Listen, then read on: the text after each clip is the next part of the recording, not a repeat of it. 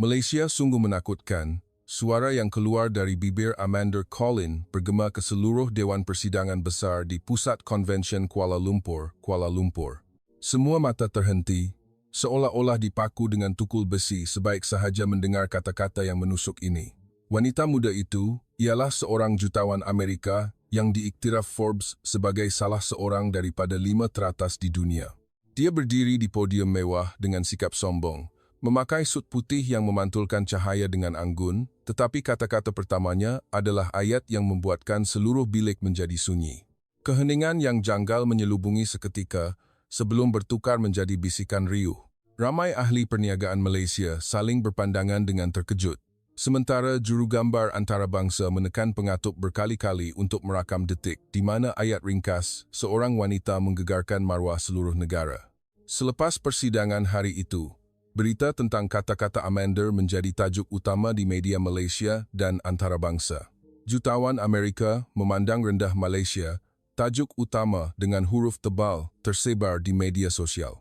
Jutaan rakyat Malaysia meluahkan kemarahan, ada yang menulis komen yang pedas, ada yang memuat naik gambar bendera Malaysia dengan kata-kata mempertahankan maruah tanah air. Seluruh kota seolah-olah mendidih dengan api kemarahan. Walaupun di kalangan peserta persidangan sendiri, perbualan masih tidak berhenti. Malam itu, Amanda menolak majlis makan malam mewah yang disediakan oleh penganjur. Dia memilih untuk berjalan sendirian di tengah Kuala Lumpur yang dipenuhi cahaya lampu dan hiruk-pikuk orang ramai. Dia hanya memakai kemeja putih, seluar jeans, dan blazer nipis. Biasanya hidupnya dikelilingi oleh bilik persidangan yang mewah dan limousin yang berkilat, tetapi kali ini dia ingin merasai kota itu dengan kakinya sendiri. Amanda berjalan melalui jalan Bukit Bintang yang dipenuhi pelancong dan kedai-kedai yang terang benderang. Tetapi semakin jauh dia berjalan dari pusat bandar, bunyi muzik dan kemeriahan perlahan-lahan mereda, bertukar menjadi lorong-lorong sempit dan gelap di mana lampu jalan berkelip samar. Dia berhenti seketika, merenung cahaya samar, kemudian menoleh ke arah bunyi tapak kaki yang semakin dekat.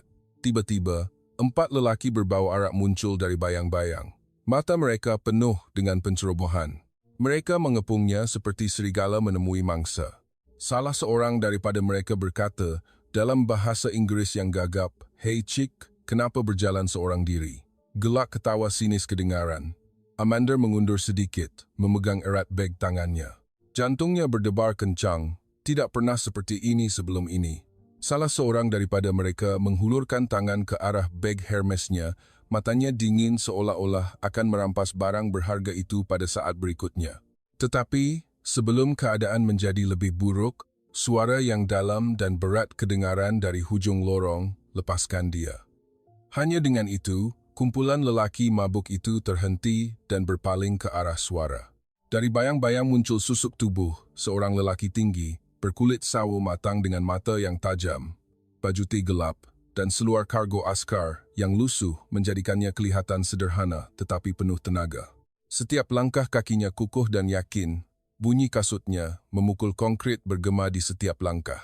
Pemuda itu ialah Aiman, seorang pegawai tentera Malaysia yang mendedikasikan hidupnya untuk latihan dan melindungi rakyat. Lelaki mabuk pertama menerpa ke arahnya dengan seluruh kekuatannya, tetapi Aiman hanya mengelak sedikit dan menggunakan lengannya untuk menolak sehingga pihak lawan terhuyung hayang seperti guni beras yang ditolak jauh. Yang kedua belum sempat berdiri tegak, sudah menerima tumbukan lurus ke perut. Bunyi udara dilepaskan kedengaran bersama tubuh yang tersembam ke tanah. Dua yang lain saling berpandangan sebelum menyumpah seranah dan melarikan diri ke dalam kegelapan.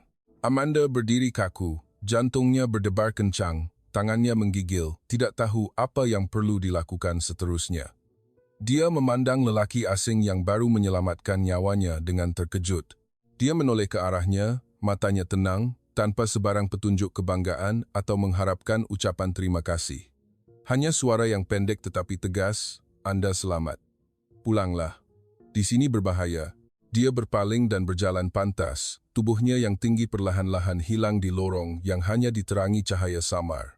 Amanda ditinggalkan berdiri terpaku di tengah kesunyian. Dia ingin memanggil, ingin bertanya namanya, tetapi suaranya tersekat di kerongkong, seolah-olah masa hanya beberapa saat telah dirampas. Amanda bergegas keluar dari lorong, memanggil taksi untuk kembali ke hotel mewah di tepi Sungai Klang. Tetapi sepanjang perjalanan, bayangan wajah tenang dan mata tajam pemuda itu terus berlegar di fikirannya, seperti kesan yang tidak dapat dipadamkan. Dia duduk di tepi tingkap bilik mewah di tingkat tinggi, memandang Sungai Klang yang memantulkan cahaya lampu yang berkelip-kelip sambil menghirup wain merah. Tetapi rasa pahit itu bukan rasa wain, tetapi perasaan bercelaru di hatinya. Ini adalah kali pertama Amanda berasa benar-benar rapuh. Kehidupannya yang sentiasa penuh dengan kawalan, mengatur papan catur dunia perniagaan, telah digoncang oleh situasi kecil di lorong gelap Kuala Lumpur. Tetapi perkara yang lebih menggegarkannya daripada ketakutan ialah sikap lelaki Malaysia yang menyelamatkannya. Tiada kebanggaan, tiada permintaan, hanya membantu dan pergi, seolah-olah semuanya adalah tugas biasa. Keraguan mula timbul dalam hatinya. Siapa dia? Mengapa dia mempunyai kuasa dan keyakinan seperti itu? Dan mengapa sikapnya yang sederhana menggegarkan keyakinan yang dia miliki sepanjang hidupnya? Di tengah malam Kuala Lumpur, Amanda merasakan bahawa malam ini bukan sahaja mengubah perasaan seketika, tetapi ia telah menyalakan sesuatu yang akan membawanya ke perjalanan baharu. Perjalanan yang akan mengubah makna kata Malaysia menakutkan selama-lamanya. Pagi keesokan harinya, cahaya matahari Kuala Lumpur menembusi langsir bilik mewah di tepi Sungai Klang. Amanda Collin bangun dengan perasaan yang pelik. Jantungnya masih bergetar dari kejadian malam tadi. Bayangan pemuda yang melangkah keluar dari kegelapan dengan mata yang dingin dan sikap yang tenang masih terlekat dalam ingatan. Dia tidak tahu siapa dia, tetapi rasa ingin tahu itu lebih jelas daripada ketakutan yang dia hadapi. Amanda memilih untuk meninggalkan hotel tanpa memberitahu sesiapa. Dia memakai topi baseball, cermin mata hitam, dan kemeja putih ringkas, berjalan menyusuri jalan-jalan kecil yang menghubungkan ke pasar malam dan kawasan orang ramai. Dia ingin merasai Kuala Lumpur dengan cara hidup penduduk tempatan, bukan hanya lampu mewah di hotel 5 bintang atau mesyuarat perniagaan. Bunyi sudip memukul kuali kedengaran dari warung makanan di tepi jalan. Bau nasi lemak dan sambal tumis meruap di udara. Amanda memperlahankan langkahnya, matanya melilau di sekeliling, dan tiba-tiba dia terpandang seorang lelaki duduk di sebuah warung kopi tradisional lama di tepi jalan. Meja dan kerusi kayu itu digilap sehingga berkilat, walaupun terdapat rekahan mengikut masa. Dia duduk menunduk membaca buku kulit biru, wajahnya tenang. Cahaya matahari pagi menyinari rambutnya yang pendek dan kemas sehingga berkilauan. Amanda berhenti berdiri di seberang jalan, jantungnya berdegup kencang tanpa sebab. Itu dia. Dia adalah lelaki yang sama yang menyelamatkan nyawanya malam tadi. Dia, Aiman. Dia melangkah melintasi jalan tanpa sedar, seolah-olah ditarik oleh daya tarikan tertentu. Kerusi di hadapannya ditarik keluar perlahan-lahan. Amanda menjatuhkan diri duduk. Bunyi kerusi bergesel dengan lantai membuatkan Aiman mendongak. Matanya menunjukkan sedikit kejutan seketika sebelum bertukar menjadi senyuman tipis yang tenang. Saya rasa Anda masih belum menemui jalan pulang ke hotel, kan? Suara bahasa Inggris yang jelas itu kedengaran membuatkan Amanda ketawa kecil. Ketegangan di hatinya terlepas serta-merta. Dia tidak bertanya namanya, tidak bertanya mengapa dia duduk di situ, hanya berpaling untuk memberitahu pelayan agar meletakkan kopi hitam panas di hadapan Amanda. Bau kopi panggang yang pekat naik. Amanda mengangkat cawan dan menghirupnya.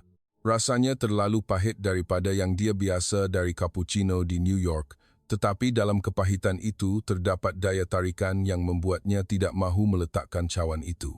Aiman menceritakan kehidupannya dengan sederhana. Dia menceritakan bagaimana pada masa mudanya, dia dihantar bertugas ke sempadan pedalaman Sarawak.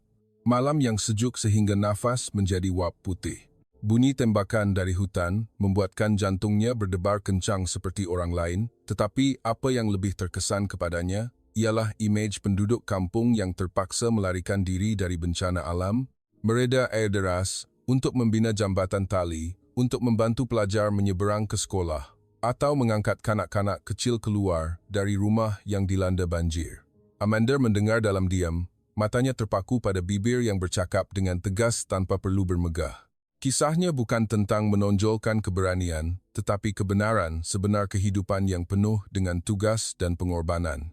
Setiap kata-katanya, seperti tukul yang perlahan-lahan, mengetuk perisai kesombongan yang menyelubungi Amanda selama ini. Apabila warung mula sibuk dengan orang ramai yang singgah untuk minum kopi sebelum memulakan hari bekerja, Amanda baru menyadari bahawa dia tidak tahu namanya. Dia bertanya perlahan, dia hanya menjawab ringkas, "Nama saya Aiman." Tiada panggilan hormat, tiada pangkat, tiada sebarang gelaran. Hanya satu nama pendek, tetapi ia lebih berkuasa daripada gelaran CEO yang dia dengar sepanjang hidupnya. Amanda kembali ke hotel pagi itu dengan perasaan yang tidak biasa. Fikirannya berlegar tentang senyuman tenang, mata yang dalam, dan cerita yang diceritakannya. Dunianya pernah berputar dengan angka, keuntungan, dan kontrak bernilai berbilion-bilion, tetapi kali ini ia berputar dengan perkara kecil tentang manusia, kehangatan, dan pengorbanan. Malam itu, sementara Kuala Lumpur masih berjaga, Amanda duduk di tepi tingkap, memandang lampu jalan dan bunyi bot laju meluncur di Sungai Klang. Fikirannya bukan tentang angka atau email daripada pelabur, tetapi wajah pemuda yang tidak memerlukan banyak kata-kata untuk menggegarkan hatinya. Dia tidak sedar bahawa duduk minum kopi itu adalah pembukaan pintu baharu ke perjalanan yang tidak pernah difikirkan akan ditemui. Pintu yang membawanya keluar dari dunia kesombongan dan keuntungan kepada dunia yang penuh dengan makna kata manusia. Dan ini hanyalah permulaan seluruh cerita. Beberapa hari kemudian, Amanda menerima mesej ringkas daripada Aiman. Mesej itu tidak mempunyai penjelasan panjang, hanya koordinat dan masa pertemuan. Dia membacanya berulang kali. Keraguan masih berlegar di hatinya, tetapi daya tarikan tertentu membuatnya memutuskan untuk pergi ke tempat yang dijanjikan, seolah-olah ditarik. Apabila sampai di tempat yang dijanjikan, sebuah jeep tentera berwarna hijau gelap sudah menunggu. Aiman memakai kemeja lengan panjang dan seluar kargo ringkas, topi baseball melindungi mata tajamnya. Amanda masuk ke dalam kereta tanpa banyak bertanya. Kereta perlahan-lahan bergerak keluar dari Kuala Lumpur, meninggalkan kekecohan bandar besar di belakang. Jalan raya terbentang luas, membawa mereka ke sawah padi dan pergunungan yang mula kelihatan di kejauhan. Angin bertiup melalui tingkap, bau rumput dan tanah lembap selepas hujan membuatkannya berasa seperti sedang membuka pintu ke dunia baharu. Beberapa jam berlalu. Akhirnya, mereka tiba di sebuah kem tentera kecil di tengah pergunungan Kuching, Sarawak. Bangunan kayu dan simen lama tersusun di tengah pokok-pokok besar. Bunyi burung berkicauan bersatu dengan suara jeritan askar muda yang sedang berlatih di padang yang luas. Semua mata yang memandang ke arah Amanda penuh dengan kemesraan dan rasa hormat kepada Aiman. Amanda dijemput duduk bersama untuk makan tengah hari yang ringkas. Nasi panas dengan ikan merah masak asam pedas, sambal tumis ikan bilis, dan sayur-sayuran tumis. Dia biasa dengan meja makan yang dipenuhi wain mahal dan peralatan perak yang berkilat. Tetapi suasana di hadapannya ini memberikannya perasaan hangat seperti berada di tengah keluarga. Dia memegang penyepit buluh tidak begitu mahir, tetapi rasa makanan itu membuatkan hatinya lembut. Ia bukan kemewahan, tetapi keikhlasan yang terselit dalam setiap suapan. Selepas makan, Aiman membawanya untuk melihat latihan askar muda. Mereka berlatih silat cekak, pergerakan mereka kuat dan teriakan mereka bergema di seluruh padang. Amanda merenung pemandangan itu dengan teruja. Bayangan Aiman malam tadi yang menyelamatkannya di lorong gelap masih segar, dan hari ini dia melihatnya dalam peranan yang lain, seorang pemimpin yang penuh dengan tenaga dan belas kasihan. Dia berjalan memeriksa barisan, sentiasa membetulkan postur anak buahnya dengan senyuman dan memberi galakan tanpa henti. Apabila petang menjelang, Aiman mengajaknya ke tepi sungai kecil yang mengalir di belakang kem. Cahaya matahari petang menyinari permukaan air. Berkelip-kelip, bunyi air mengalir jelas dalam ketenangan pergunungan. Kedua-duanya berdiri bersebelahan tanpa berkata apa-apa untuk masa yang lama, sehingga akhirnya Aiman bersuara, "Malaysia tidak sempurna, Tuan, tetapi tiada tempat di dunia ini yang sempurna. Maksud sebenar adalah bagaimana kita memilih untuk menjalani hidup di bumi tempat kita berpijak." Amanda menoleh memandangnya. Dia pernah mendengar banyak kata-kata berbentuk iklan, tetapi ayat ini bukan slogan perhubungan awam, tetapi kebenaran sebenar yang datang dari hati seorang yang benar-benar hidup di situ. Ia menggegarkan jiwanya dengan cara yang angka dalam laporan ekonomi tidak pernah lakukan. Dia berdiri diam, berasa seolah-olah sesuatu dalam dirinya sedang bergetar. Perisai keras kesombongan mula retak sedikit demi sedikit. Bayangan senyuman askar muda yang berlatih silat, gelak ketawa di meja makan biasa, dan kata-kata ringkas, Aiman semuanya bergabung menjadi kuasa yang membuatkan Amanda melihat Malaysia dari sudut yang tidak pernah difikirkan sebelum ini. Malam itu, apabila kembali ke tempat penginapan kecil berhampiran kem, Amanda memandang langit yang penuh dengan bintang. Dia memikirkan perkara yang telah dialaminya sepanjang hari. Kelembutan orang ramai, kekuatan askar, dan ayat pendek yang seolah-olah tersemat di hati. Maksud adalah bagaimana kita menjalani hidup.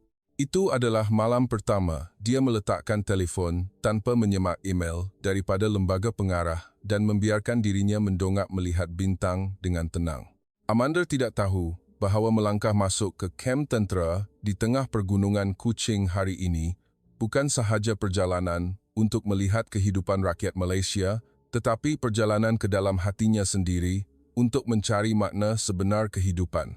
Pagi keesokan harinya, Amanda masih tenggelam dalam fikiran yang tidak dapat disingkirkan. Tetapi sebelum dia sempat mencari jawapan, Aiman mengajaknya mengikutinya ke sebuah kampung kecil di pergunungan Kuching. Dia hanya berkata ringkas bahawa malam tadi hujan lebat dan banjir lumpur telah melanda kampung di tepi sungai. Kita perlu pergi membantu. Kata-kata itu kedengaran ringkas, tetapi pandangan mata Aiman membuatkan Amanda tahu bahawa ini bukan perkara kecil. Jeep lama menuju di sepanjang jalan tanah yang berliku, melalui hutan dan sawah padi hijau yang baru dibasahi air hujan. Amanda melihat pemandangan di sekelilingnya dengan perasaan bercampur baur. Apabila sampai di destinasi, apa yang dilihat di hadapannya membuatkan dia sesak nafas. Banyak rumah kayu dilanda air sehingga condong, jalan utama diliputi lumpur. Kanak-kanak kecil dan orang tua duduk berhimpit di balai raya. Air mata dan ketakutan terpantul di mata setiap orang. Aiman tidak membuang masa, dia turun dari kereta dan mula memberi arahan dengan suara yang lantang tetapi tegas. Askar muda yang mengikutinya segera menyebar. Ada yang membantu memunggah guni pasir untuk menahan air, ada yang meredah lumpur untuk menarik serpihan kayu yang menyekat laluan air. Amanda berdiri melihat. Dia melihat pemandangan itu seolah-olah adegan dalam filem, tetapi kali ini ia adalah kebenaran sebenar di hadapannya. Tangisan seorang budak lelaki kecil kedengaran apabila ibunya masih terperangkap di seberang sungai yang airnya mengalir deras. Jantung Amanda terhenti. Dia menoleh memandang Aiman. Dia tidak teragak-agak walaupun sesaat, segera mengikat tali di pinggangnya dan melangkah masuk ke dalam arus deras yang sejuk. Tubuhnya condong ke hadapan untuk menahan daya air yang kuat. Amanda berdiri dengan tangan digenggam erat. Jantungnya berdegup tidak menentu, berasa seolah-olah masa terhenti. Orang ramai memerhati dengan nafas tertahan. Tetapi akhirnya Aiman sampai ke seberang. Dia memapah wanita itu dan membawanya menyeberangi tali kembali. Sorakan kedengaran sebaik sahaja kaki kedua-duanya memijak tanah yang selamat. Budak lelaki itu berlari memeluk ibunya erat. Air mata membasahi pipi. Amanda melihat pemandangan itu dan berasa seolah-olah sesuatu di hatinya disentuh dengan kuat. Selepas keadaan reda, penduduk kampung membawa periuk bubur panas untuk dihidangkan kepada semua orang. Amanda duduk di atas tikar lama di sebelah seorang wanita tua. Dia mengangkat mangkuk bubur dan menghirupnya. Bau nasi wangi bercampur bau daun bawang yang dihiris membuatkan air matanya mengalir tanpa disedari.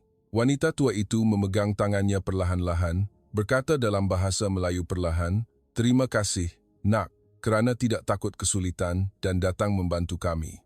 Aiman yang menterjemahkannya.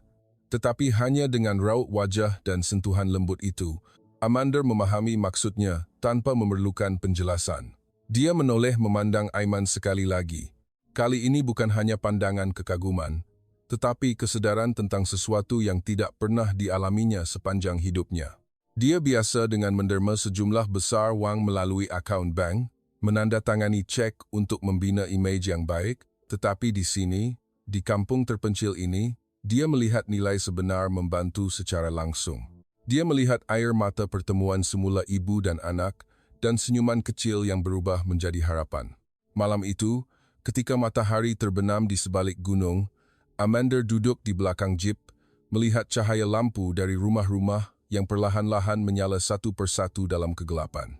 Gelak ketawa penduduk kampung bercampur dengan bunyi cengkerik yang riuh.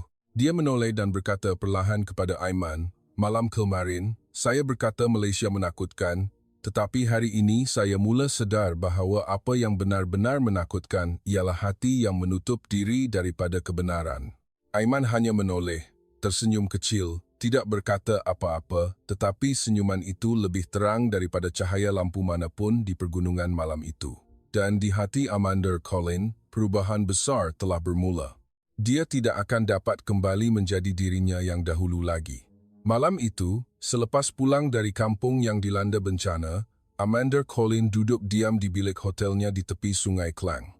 Cahaya lampu dari bangunan tinggi memantul di permukaan air yang berkelip-kelip, tetapi hatinya terasa berat. Telefon di atas meja bergetar tanpa henti. Apabila dia menekan butang terima, dia mendengar suara pembantunya dari Amerika bercakap dengan nada cemas. "Amanda, kami mendapat berita bahawa rakan kongsi perniagaan dari Amerika Syarikat memutuskan untuk menarik diri daripada kontrak yang akan ditandatangani di Singapura. Mereka tidak yakin kerana kata-kata anda di Kuala Lumpur semasa persidangan." Amanda berasa seolah-olah seluruh dunia berhenti berputar. Dia cuba menghubungi kembali untuk menjelaskan, tetapi setiap kali dia mendapat jawapan ringkas, "Kami perlu menimbang semula." Kata menimbang semula itu adalah pintu yang sedang ditutup di hadapannya. Nilai kontrak beratus-ratus juta dolar sedang lenyap di hadapan matanya. Reputasi yang dibinanya selama lebih sedekat sedang dihancurkan oleh hanya satu ayat yang diucapkannya. Dia terduduk di kerusi, jantungnya berdegup kencang, tangannya menggigil sehingga hampir tidak dapat memegang telefon. Ini adalah kali pertama Amanda berasa terlalu lemah untuk mengawal segala-galanya. Tepat pada masa itu, teleponnya menyala lagi. Mesej ringkas dari nombor yang tidak dikenali tetapi biasa dilihat. "Jika anda memerlukan bantuan, saya berada berhampiran hotel." Mesej ringkas, tetapi dia tahu segera bahawa itu adalah Aiman. Tidak sampai 15 minit kemudian, Amanda turun ke lobi dan melihat Aiman berdiri menunggu. Dia masih sama, baju teh ringkas, mata tenang. Tetapi apabila dia menceritakan apa yang berlaku, suaranya bergetar seperti yang tidak pernah berlaku sebelum ini. Aiman mendengar dalam diam sebelum bertanya hanya, "Anda mahu menunggu semuanya runtuh sendiri, atau anda mahu mencuba sesuatu sekali?" Amanda memandangnya dengan tidak faham, tetapi akhirnya mengangguk. Dia tidak mempunyai apa-apa lagi untuk hilang. Aiman membawanya menaiki kereta melalui kawasan lama di Kuala Lumpur. Lampu jalan samar-samar menyinari tingkap, seperti bayangan masa lalu. Mereka berhenti di sebuah warung kecil yang masih dibuka lewat malam. Apabila melangkah masuk, Amanda melihat sekumpulan kira-kira 10 lelaki dan wanita duduk mengelilingi meja kayu lama. Dokumen dan komputer riba berselerak di atas meja. Aiman memperkenalkannya dengan ayat ringkas, "Ini kawan-kawan saya, pemilik perniagaan kecil di Kuala Lumpur. Mereka mahu membantu anda." Amanda terkejut. Dia biasa dengan rundingan perniagaan di meja mewah yang dilapisi kain linen mahal, champagne sejuk dituangkan dalam gelas kristal. Tetapi di sini adalah warung mamak di tepi jalan, meja kayu yang mempunyai kesan kuah dan serbuk cili, tetapi apa yang dilihatnya ialah mata yang bersinar dari kumpulan orang ini penuh dengan tenaga dan keazaman sejati. Salah seorang daripada mereka membuka komputer riba, menunjukkan data statistik ekonomi dan peluang pasaran Malaysia. Seorang lagi menunjukkan pertumbuhan syarikat pemula tempatan. Mereka bekerjasama merangka dokumen baharu untuk dihantar kepada rakan kongsi Amanda di Amerika Syarikat sebagai bukti bahawa Malaysia bukan menakutkan seperti yang pernah dikatakannya, tetapi sebaliknya penuh dengan potensi dan peluang. Amanda duduk mendengar dengan hati yang bergetar. Dia tidak dapat menahan diri daripada bertanya, "Mengapa anda semua mahu membantu saya? Saya adalah orang yang bercakap buruk tentang negara anda sendiri." Wanita pemilik perniagaan kecil itu tersenyum sambil berkata perlahan, "Di Malaysia, jika kami melihat seseorang jatuh, kami akan bantu angkat dahulu, barulah kami tanya kenapa dia jatuh." Kata-kata itu seperti tukul yang menghantam perisai keras di hati Amanda sekali lagi. Air mata mengalir tanpa disedari. Dia tidak pernah bertemu sesiapa yang bersedia membantu, walaupun pernah dihina olehnya sebelum ini. Sepanjang malam, mereka duduk bekerja bersama. Amanda menulis email baharu dengan nada yang tidak pernah digunakannya sebelum ini. Tulus, rendah hati, dan penuh dengan kesedaran. Dia menjelaskan bahawa sebelum ini dia menggunakan mata orang luar untuk menilai, tetapi hari ini dia telah melihat Malaysia dari hati rakyatnya yang sebenar. Pagi itu, Amanda menekan butang hantar email kepada rakan kongsi di Amerika Syarikat, disertakan laporan yang dibantu oleh rakan-rakan baharunya. Dan hanya beberapa jam kemudian, dia menerima jawapan kembali. Tidak membatalkan kontrak, tetapi kami ingin mendengar pengalaman anda di Malaysia dengan lebih lanjut. Amanda menjatuhkan telefon, air mata mengalir deras. Dia mendongak memandang Aiman dan kumpulan usahawan yang masih duduk tersenyum di sekeliling meja kayu lama. Hatinya bergetar lebih kuat daripada saat dia menutup sebarang urus niaga berbilion dolar dalam hidupnya. Malam itu, daripada mengadakan jamuan mewah untuk mengucapkan terima kasih, dia diajak duduk makan kuih teo sup di lorong kecil. Semua orang ketawa riang, berbual dengan seronok, dan itulah kali pertama Amanda berasa bahawa dia bukan hanya seorang CEO atau jutawan dari luar negara, tetapi seorang kawan yang duduk ketawa bersama di meja kayu lama di Kuala Lumpur. Dan malam itu, dia memahami dengan mendalam bahawa kekuatan Malaysia bukan terletak pada angka, tetapi pada hati rakyatnya. Cahaya matahari petang menyinari meja kayu lama. Bunyi angin memukul atap zinc kedengaran seperti amaran bahawa ribut besar akan datang. Hati semua orang di rumah itu penuh dengan kebimbangan, seperti kilat yang menyambar di tengah langit. Pada saat itu, segala-galanya di sekeliling seolah-olah terhenti. Hanya tinggal bunyi jantung yang berdegup kencang serentak di kalangan ahli keluarga. Kata-kata yang didedahkan itu umpama petir di siang hari. Ia bukan sekadar kebenaran biasa, tetapi kebenaran yang bersedia untuk menghancurkan kehidupan dan hubungan yang telah dibina sekian lama. Ayah, yang selama ini dipercayai sebagai tiang utama, bertukar menjadi orang yang menyembunyikan rahsia gelap. Kepercayaan yang dahulunya seperti benang emas terputus tanpa peluang untuk disambung semula dengan mudah. Semua mata beralih memandangnya, seolah-olah bertanya dalam hati, adakah ini benar?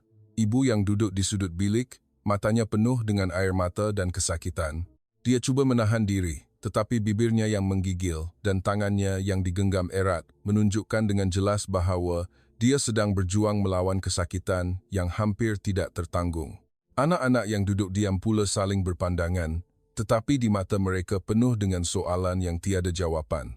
Segala-galanya seolah-olah akan runtuh menimpa kepala pada masa yang sama. Keheningan di bilik itu lebih menakutkan daripada bunyi guruh. Tiada siapa yang berani bersuara. Semua orang seolah-olah diikat oleh rantai yang tidak kelihatan. Ketakutan, kemarahan, dan kekecewaan bercampur aduk sehingga membuatkan suasana menjadi berat sehingga hampir tidak dapat bernafas. Kemudian, tiba-tiba, suara anak lelaki sulung yang telah lama menahan diri meletus. Dia berdiri tegak, suaranya bergetar tetapi penuh dengan kemarahan. Mengapa ayah melakukan ini? Adakah ayah tahu berapa banyak kepercayaan yang telah kami hilang? Kata-kata itu seperti tukul berat yang menghantam tengah hati semua orang. Kebenaran yang tiada siapa mahu terima telah diucapkan tanpa berselindung. Ayah memalingkan muka, seolah-olah tidak mahu berhadapan dengan apa yang berlaku, tetapi melarikan diri juga tidak berguna kerana setiap pasang mata masih terpaku, seolah-olah akan menembusi hatinya. Sementara kemarahan memuncak seperti gunung berapi, esakan perlahan ibu pula menjadi daya tarikan yang membuatkan semua orang terhenti. Dia bersuara dalam air mata, kebenaran, walaupun menyakitkan, masih lebih baik daripada ditipu dalam kegelapan. Kita perlu menghadapinya, bukan melarikan diri daripadanya. Kata-kata itu membuatkan suasana yang penuh dengan kemarahan mula bergetar, bertukar menjadi keheningan yang bercampur dengan pertimbangan. Anak perempuan bongsu yang mendengar sepanjang masa, akhirnya bersuara dengan suara yang bergetar. Dia bertanya kepada ayah, apa lagi yang kita ada untuk dipercayai? Soalan ini bukan sekadar soalan biasa, tetapi seperti pedang yang menikam jauh ke dalam hati ayah. Setiap kata-kata penuh dengan keputusasaan dan kesakitan. Saat itu adalah seperti ujian bagi keluarga. Cinta, ikatan, dan kepercayaan dicabar dengan hebat. Semua orang perlu memilih sama ada untuk berdiri teguh, berjuang bersama, atau membiarkan rahsia dan pengkhianatan menghancurkan segala-galanya yang telah dibina sepanjang hayat. Keheningan yang berpanjangan akan dihancurkan, dan apa yang akan menyusul ialah keputusan paling penting dalam keluarga ini. Bunyi nafas yang berat kedengaran seiring dengan suasana yang janggal di dalam rumah. Kebenaran yang didedahkan membuatkan semua orang seolah-olah dirobek menjadi kepingan, tetapi pada masa yang sama, ia adalah permulaan baharu yang tidak pernah dijangka oleh sesiapa pun. Ayah yang duduk kaku di situ, akhirnya mengangkat tangan untuk mengelap air mata yang tidak dapat ditahan lagi. Mata yang dahulunya keras bertukar menjadi lemah sehingga jelas kelihatan seperti gunung yang runtuh di hadapan anak dan istri. Dia bersuara dengan suara yang perlahan tetapi bergetar. Ayah yang bersalah, bersalah sejak awal. Maafkan ayah kerana membuat semua orang menderita. Pengakuan ini bukan sekadar kata-kata biasa, tetapi ia adalah pengakuan kekalahan seorang yang pernah berdiri di menara tinggi. Keheningan menyelubungi bilik, tetapi kali ini bukan keheningan yang penuh dengan kemarahan, tetapi keheningan di mana semua orang sedang berjuang dengan hati mereka sendiri. Ibu yang menundukkan kepala lama, mendongak sambil air mata mengalir deras. Dia tidak berkata apa-apa yang panjang, hanya berkata, "Jika mahu bermula semula, jangan hanya bercakap tentang janji, tetapi perlu bertindak secara nyata." Ayat ini, seperti cahaya kecil, yang menyinari bilik gelap. Anak lelaki yang menggenggam tangan erat selama ini, perlahan-lahan melonggarkan genggamannya. Kemarahan yang dahulunya membara mula bertukar menjadi percikan harapan.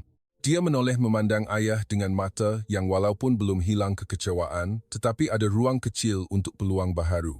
Anak perempuan bongsu yang menangis sepanjang masa, akhirnya berjalan masuk dan berhenti di sebelah ibu, memegang tangan ibu erat sebelum mendongak memandang ayah.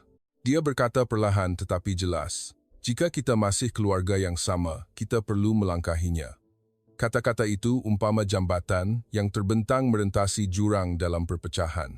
Suasana mula berubah daripada keputusasaan menjadi keraguan, dan dari keraguan perlahan-lahan bertukar menjadi tenaga yang sukar digambarkan. Ayah mengangkat tangan memberi hormat sambil menangis, meminta semua orang memaafkan, walaupun tahu ia tidak mudah dan mungkin mengambil masa yang lama, tetapi hanya melihat dia bersedia untuk turun dari keangkuhan, membuatkan hati yang hancur mula bersatu sedikit demi sedikit. Ibu menarik nafas dalam dan mengangguk. Walaupun masih ada kesakitan di hati, tetapi kemaafan adalah seperti ubat yang menyembuhkan luka.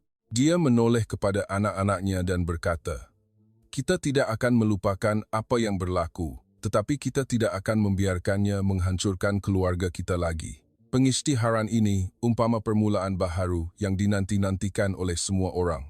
Malam itu, keluarga yang berpecah seolah-olah dapat duduk semeja bersama lagi, bukan kerana segala-galanya kembali seperti dahulu, tetapi kerana semua orang memilih untuk membina jalan baharu bersama.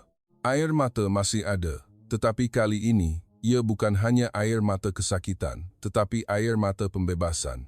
Kisah ini adalah pengajaran yang jelas. Rahsia mungkin menyebabkan keluarga berpecah, tetapi kebenaran dan kemaafanlah yang dapat menyembuhkan hati yang hancur.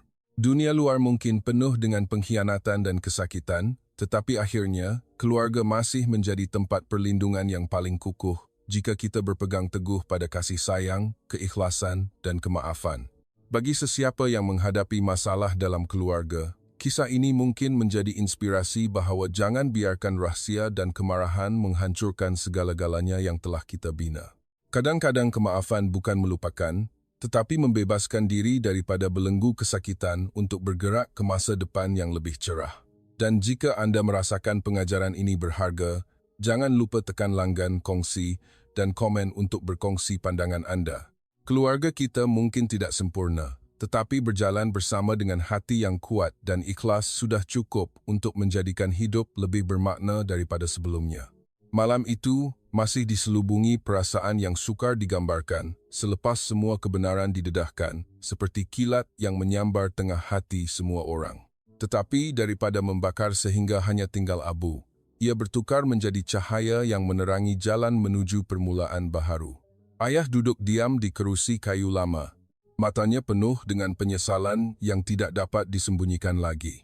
Dia tahu bahawa hanya beberapa kata maaf tidak dapat memadamkan kesilapan yang terkumpul selama bertahun-tahun, tetapi dia bersedia untuk menggunakan sisa hidupnya untuk membuktikan bahawa keluarga masih yang paling penting baginya. Ibu yang pernah menderita dan menanggung kesakitan sekian lama, perlahan-lahan melepaskan tembok di hatinya. Walaupun masih ada parut, tetapi dia memilih untuk melihat ke hadapan daripada terus terperangkap dalam masa lalu. Dia menghulurkan tangan untuk memegang tangan anak-anaknya sambil berkata bahawa kesakitan mungkin membuat kita jatuh, tetapi kasih sayang akan membuat kita berdiri lagi. Kata-kata ringkas, tetapi berkuasa ini, membuatkan suasana yang berat mereda, seperti angin sejuk bertiup melalui padang yang luas pada waktu senja. Anak lelaki yang dahulunya penuh dengan kemarahan dan kekecewaan memandang ayah dengan ragu-ragu, tetapi akhirnya dia mengangkat tangan memberi hormat dengan rasa hormat. Itu adalah isyarat kecil bahawa dia bersedia memberi peluang lagi. Walaupun masih ada keraguan di hati, tetapi hubungan mula sembuh, seperti pokok yang pernah dilanda ribut sehingga patah, tetapi akarnya masih tertanam dalam tanah, jadi ia dapat tumbuh ranting baharu. Anak perempuan bongsu yang menangis sepanjang malam memutuskan untuk memeluk ayah. Walaupun hanya seketika, tetapi pelukan itu penuh dengan tenaga yang besar. Air matanya bukan hanya kesakitan, tetapi air mata kemaafan dan pembebasan. Ayah memeluk anak erat, seolah-olah tidak akan melepaskannya lagi. Rumah yang dahulunya sunyi dan dingin, mula kembali mempunyai gelak ketawa kecil. Walaupun masih tidak lantang, tetapi cukup kuat untuk. Keesokan paginya, selepas malam kebenaran, keluarga yang dahulunya berpecah kembali duduk bersama di meja makan kayu yang penuh dengan kesan masa. Bunyi sudu memukul pinggan kedengaran perlahan, seolah-olah simbol permulaan baharu. Semua orang masih tidak dapat melupakan kesakitan masa lalu, tetapi suasana di rumah tidak lagi sama. Terdapat kehangatan tertentu yang perlahan-lahan menyusup masuk menggantikan keheningan yang menekan hati sekian lama. Ayah duduk memandang anak-anaknya dalam diam. Mata yang dahulunya keras, kerana keangkuhan kembali penuh dengan kelembutan. Dia tahu bahawa jalan untuk membuktikan dirinya masih panjang, tetapi pagi ini dia memutuskan untuk bermula dengan melakukan perkara kecil yang tidak pernah dilakukannya sebelum ini. Mengangkat tangan membuat kopi untuk ibu dan anak-anaknya sendiri. Semua orang melihat pemandangan itu dengan terkejut. Perasaan yang pernah hancur mula sembuh melalui tindakan kecil tetapi ikhlas. Ibu yang pernah menanggung keletihan sekian lama, melihat pemandangan ini tidak dapat menahan air mata. Dia tidak berkata banyak, hanya mengangkat cawan kopi dan menghirupnya, kemudian mengangguk perlahan. Pandangan matanya kepada suami pada masa ini tidak lagi penuh dengan kebencian seperti dahulu, tetapi diselubungi dengan harapan yang mendalam bahawa mungkin segala-galanya boleh menjadi baik semula jika semua orang bersungguh-sungguh. Anak lelaki yang dahulunya marah sehingga hampir memutuskan hubungan dengan ayah, duduk melihat pemandangan ini dengan ragu-ragu. Dia tidak dapat melupakan parut di hati dengan mudah. Tetapi pada masa yang sama, dia dapat merasakan perubahan kecil yang berlaku di hadapannya. Ia seperti benih kepercayaan ditanam dalam tanah. Walaupun belum tumbuh, tetapi ada peluang untuk membesar. Anak perempuan bongsu, ketawa kecil buat kali pertama selepas malam yang penuh air mata. Dia memberitahu semua orang bahawa mungkin rumah mereka sedang kembali menjadi rumah yang sebenar lagi. Ayat ringkas seorang gadis kecil bertukar menjadi gelombang yang menggegarkan hati semua orang. Selepas sarapan, ayah berjalan keluar ke balkoni rumah, melihat langit yang luas yang dipenuhi cahaya matahari pagi. Dia menarik nafas dalam-dalam dan berkata kepada dirinya sendiri, "Mulai sekarang, aku tidak akan mengecewakan keluarga lagi." Suara itu perlahan tetapi penuh dengan kuasa keputusan. Apabila dia berpaling, dia melihat ibu dan anak-anaknya berdiri memandang. Semua orang tidak bertepuk tangan atau memuji, tetapi hanya senyuman dan pandangan mata yang berubah sudah cukup untuk membuatnya tahu bahawa dia masih mempunyai peluang untuk memperbaikinya. Rumah ini mungkin tidak kembali sepenuhnya seperti dahulu, tetapi semua orang memilih untuk bergerak ke hadapan bersama. Seperti sungai yang walaupun pernah dihalang oleh batu, tetapi masih mencari jalan untuk mengalir ke laut akhirnya. Kisah dalam langkah ke-10 ini bukan penutup, tetapi pembukaan pintu ke jalan baharu. Keluarga yang pernah berpecah telah belajar bahawa kasih sayang, keikhlasan, dan kemaafan adalah kunci penting yang akan membuat hati bersatu kembali. Dan pengajaran ini bukan hanya milik satu keluarga, tetapi juga cermin yang memantulkan kepada semua orang bahawa setiap rumah tangga boleh mempunyai peluang baharu jika bersedia untuk berhadapan dengan kebenaran dan melangkah ke hadapan dengan hati yang tidak menyerah. Beberapa minggu berlalu, selepas hari kebenaran di rumah lama itu, semuanya tidak berjalan lancar seperti yang diimpikan selalu. Keheningan masih muncul di beberapa waktu makan, keraguan masih terpantul di mata anak lelaki, dan air mata masih bergenang di mata ibu apabila dia teringat masa lalu yang penuh dengan parut. Tetapi apa yang berubah dengan jelas ialah tiada siapa yang memilih untuk melarikan diri lagi. Semua orang memilih untuk berhadapan dan bergerak ke hadapan bersama. Ayah mula melakukan perkara kecil yang tidak pernah dilakukannya sebelum ini. Dia bangun lebih awal daripada biasa, menyapu rumah, menyiram pokok, dan membantu ibu menguruskan perkara kecil di dapur. Bayangan lelaki yang dahulunya sombong bertukar menjadi orang yang berusaha belajar menjaga keluarga dengan dua tangannya sendiri. Perkara-perkara ini mungkin kelihatan kecil, tetapi bagi ibu dan anak-anak, ia adalah isyarat perubahan yang dapat dirasakan. Pada suatu malam, ketika semua orang duduk bersama di balkoni rumah, cahaya lampu dari jalan menyinari masuk. Anak lelaki memutuskan untuk mengatakan perkara yang terpendam di hatinya selama ini. Ayah, saya masih tidak dapat memaafkan sepenuhnya, tetapi saya mahu mencuba bermula semula kerana saya tidak mahu rumah ini penuh dengan kebencian lagi. Kata-kata ini membuatkan suasana di sekeliling seolah-olah terhenti. Semua orang senyap, tetapi dalam keheningan itu penuh dengan makna yang mendalam. Ibu menghulurkan tangan untuk memegang tangan ayah dan anak erat-erat. Dia berkata bahawa perkara penting bukan hanya sama ada kita boleh melupakan atau tidak, tetapi sama ada kita boleh memilih untuk membina masa depan baharu bersama atau tidak. Ayat ini adalah seperti jambatan yang menghubungkan perpecahan antara satu sama lain lagi. Anak perempuan bongsu tersenyum dalam air mata. Dia berkata dengan suara yang bergetar, rumah kita mungkin tidak sempurna, tetapi jika kita masih ada satu sama lain, ia masih rumah yang paling hangat. Kata-kata naif, tetapi ikhlas gadis kecil itu membuatkan ayah menangis lagi. Kali ini bukan air mata kesakitan, tetapi air mata kesedaran dan harapan. Malam itu, langit di atas rumah penuh dengan bintang yang terang benderang, seperti simbol bahawa kegelapan di hati mereka sedang digantikan dengan cahaya harapan. Walaupun masih memerlukan masa untuk sembuh, tetapi jalan baharu telah bermula. Keluarga ini bukan keluarga yang sempurna, tetapi keluarga yang memilih untuk berpegangan tangan di tengah ketidaksempurnaan itu. Dan itulah keindahan sebenar kata keluarga.